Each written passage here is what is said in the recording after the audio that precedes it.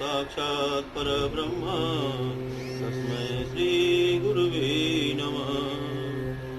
सिया राम मैं सब जग जाने करहु प्रणाम जोर जुग पाणी। श्री सद्गुरुनाथ महाराज की जय। आप सभी लोगों की मंगल कामना करते हुए भविष्य पुराण ब्रह्म पर्व में भगवान सूर्य के परिवार का वर्णन आज करेंगे। श्री सूर्य नारायण भगवान की जय। सुमंतु मुनि बोले, राजन, सांब ने नारद जी से पुनः कहा कि महामुने, आपने भगवान सूर्य नारायण के अत्यंत आनंदप्रद महात्म्य का वर्णन किया, जिससे मेरे हृदय में उनके प्रति दृढ़ भक्ति उत्पन्न हो गई। अब आप भगवान सूर्य नारायण की पत्नी महाभागा, राज्ञी एवं निक्षुभा तथा दिंडी और पिंगल आदि के विषय में बताएं। तब नारद जी ने कहा कि सांब, भगवान सूर्य नारायण की राज्ञी और निक्षुभा नाम की 2 पत्नियां हैं। इनमें से राज्ञी को ध्यव अर्थात स्वर्ग और निक्षुभा को पृथ्वी भी कहा जाता है। पौष शुक्ल सप्तमी तिथि की ध्यव के साथ और माघ कृष्ण पक्ष की सप्तमी तिथि को निक्षुभा पृथ्वी के साथ सूर्य नारायण का संयोग होता है, जिससे राज्ञी ध्यव से जल और निक्षुभा पृथ्वी से तीनों लोकों के कल्याण के लिए अनेक प्रकार की सस्य संपत्तियां उत्पन्न होती हैं। और सस्य यानी जिसे अन्न कहते हैं, और अन्न को देखकर अत्यंत प्रसन्नता से ब्राह्मण हवन करते हैं। स्वाहाकार तथा स्वधाकार से देवताओं और पितरों की तृप्ति होती है। जिस प्रकार राज्ञी अपने 2 रूपों में हुई और ये जिनकी पुत्री हैं या इनकी जो संतानें हुई उनका हम वर्णन करते हैं, इसे आप सुने। सांब ब्रह्मा के पुत्र मरीचि और मरीचि के हुए कश्यप, कश्यप से हिरण्यकश्यपु और हिरण्यकश्यपु से प्रहलाद, प्रहलाद से विरोचन नाम का पुत्र हुआ और विरोचन की बहन का विवाह विश्वकर्मा के साथ हुआ, जिससे संज्ञा नाम की एक कन्या उत्पन्न हुई। अब मरीचि की सुरूपा नाम की कन्या का विवाह अंगिरा ऋषि से हुआ, जिससे बृहस्पति उत्पन्न हुई। और बृहस्पति की ब्रह्मवादिनी बहन ने 8वें प्रभास नामक वसु से पाणी ग्रहण किया, जिसका पुत्र विश्वकर्मा समस्त शिल्पों को जानने वाला हुआ। और उन्हीं का नाम त्वष्टा भी है, जो देवताओं के बढ़े हुए। और इन्हीं की कन्या संज्ञा को राज्ञी कहा जाता है। और इन्हीं की ध्यव, त्वाष्ट्री, प्रभा का सूर्यनु भी कहते हैं। इन्हीं संज्ञा की छाया का नाम निक्षुभा है। और सूर्य भगवान की संज्ञा नामक भार्या बड़ी ही रूपवती और पतिव्रता थी, किंतु भगवान सूर्य नारायण मानव रूप में उसके समीप नहीं जाते थे और अत्यधिक तेज से परिव्याप्त होने के कारण सूर्य नारायण का वह स्वरूप सुंदर मालूम नहीं होता था। अतः वह संज्ञा को भी अच्छा नहीं लगता था।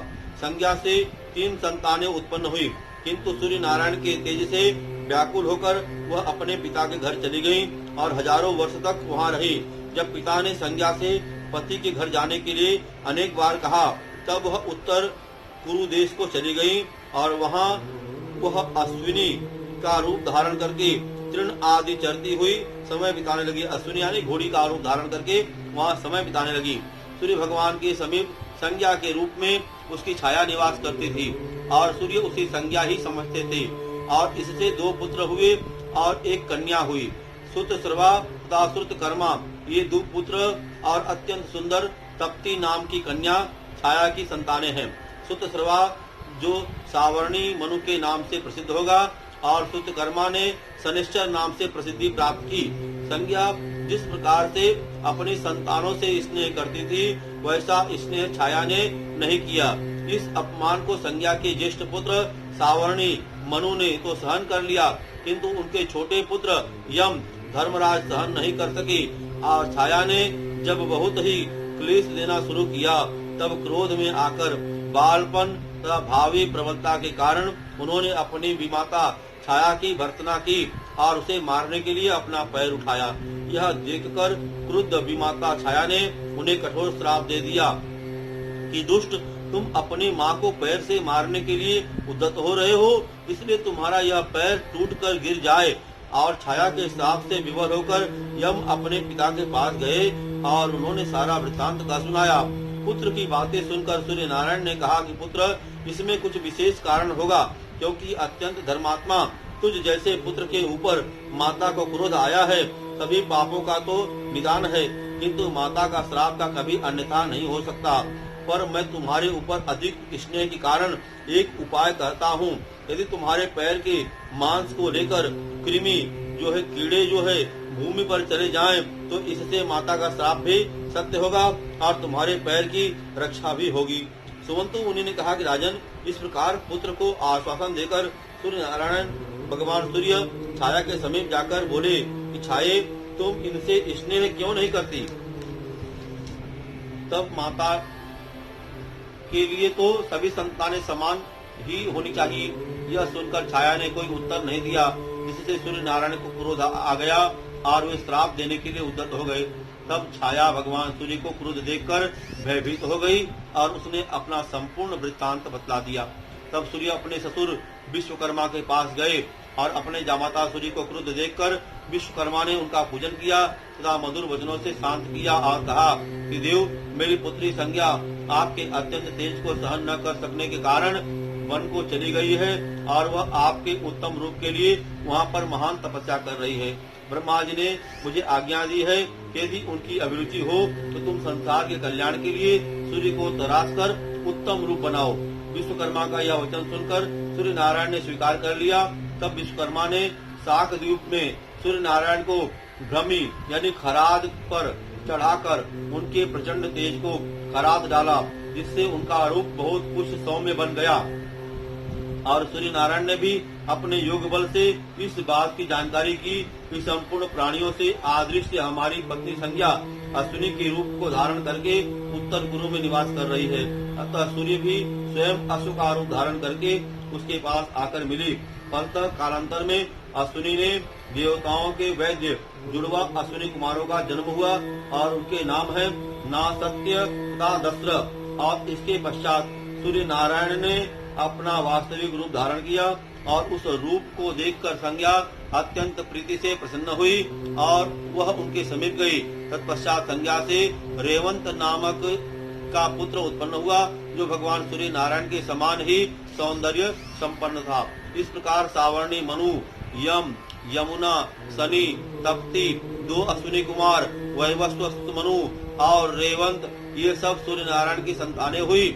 और यम की भगिनी यमी यमुना नदी बनकर प्रवाहित हुई और सावर्णी 8वें मनु होंगे। सावर्णी मनु मेरु पर्वत के पृष्ठ प्रदेश पर तपस्या कर रहे हैं।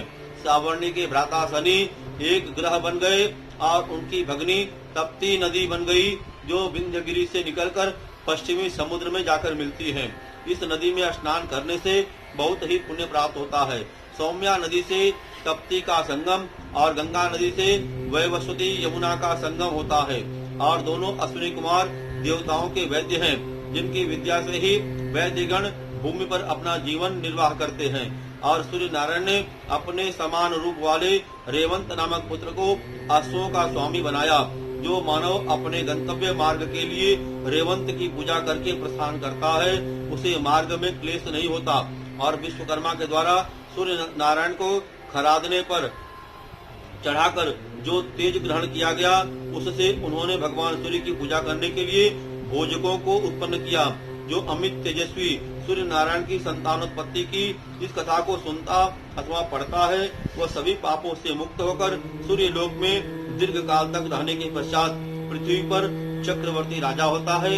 इस प्रकार भगवान सूर्य की जो संतान कितनी हुई, उनका क्रम बताता हूँ। मनु, यम 2, यमुना 3, शनि 4, तप्ती 5, 2 अश्विनी कुमार 7, वैवस्वत मनु 8 और रेवंत, यह 9 संतानें जो है भगवान सूर्य से हुई। और इन्हीं 9 संतानों के बाद जो है भोजक नामक संतानें हुई, जो दीर्घ काल तक भगवान सूर्य के वंश परंपरा को आगे बढ़ाते रही।